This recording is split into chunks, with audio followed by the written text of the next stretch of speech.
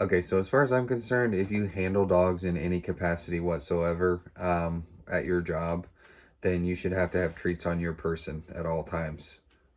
Bare minimum, you should have treat stations set up strategically around the facility for you to be able to grab and open in a matter of a fraction of a second. So, like a pop top or like a cork or something like that. No, like um, perforating, no unzipping, no unscrewing. We need them fast. We need them right now. Um, so I guess it's a hot take.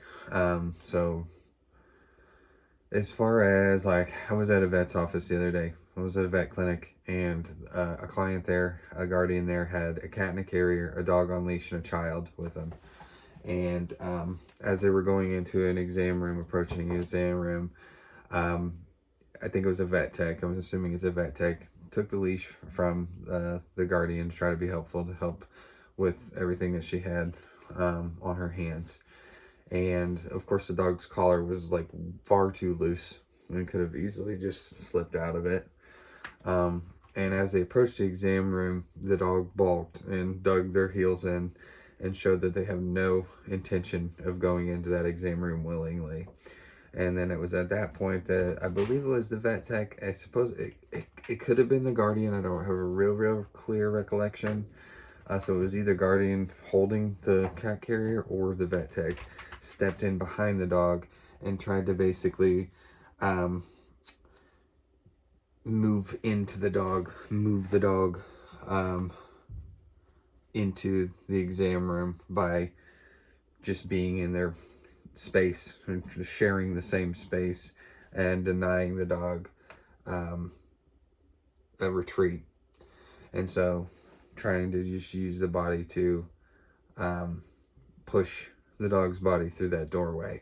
And when that didn't work, then the dog was then picked up, I believe, by the tech and then just carried into the room. So if we're going to end up at that point, like in the end, we need to just start by picking the dog up. That's not a good place to, like, that's not the most consensual place to start. So, like, I would prefer to use like a treat lure of some kind, or, like tossing treats, like a Hansel and Gretel style thing. There may be good reasons why you don't want to do that in a vet like lobby, like a clinic lobby, but you know, try. You might want to try first. This is once again, LIMA, least intrusive, minimally aversive. So, like, we can just start by like trying to do a lure, like trying to get the dog to do like a touch target, like a touch cue, um, on the way into the exam room. Tossing treats or whatever, luring with a treat. And then not being too withholding about that process.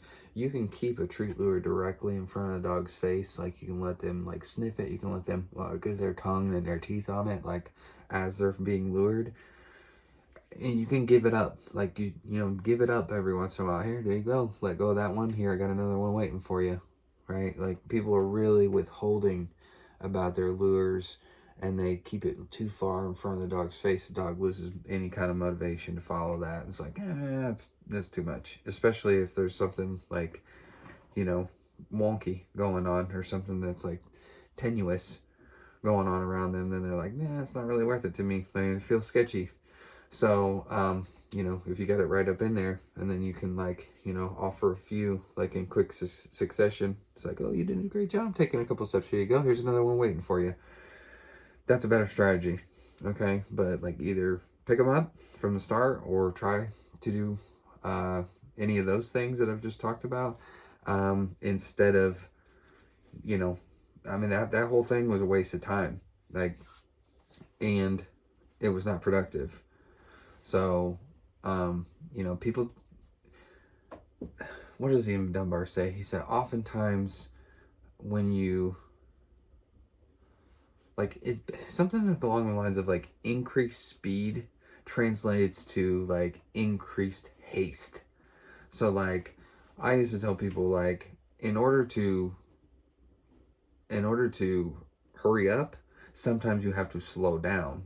And that sounds like totally like counterintuitive, is like an oxymoron going on, but ultimately you can cost yourself more time by being hasty.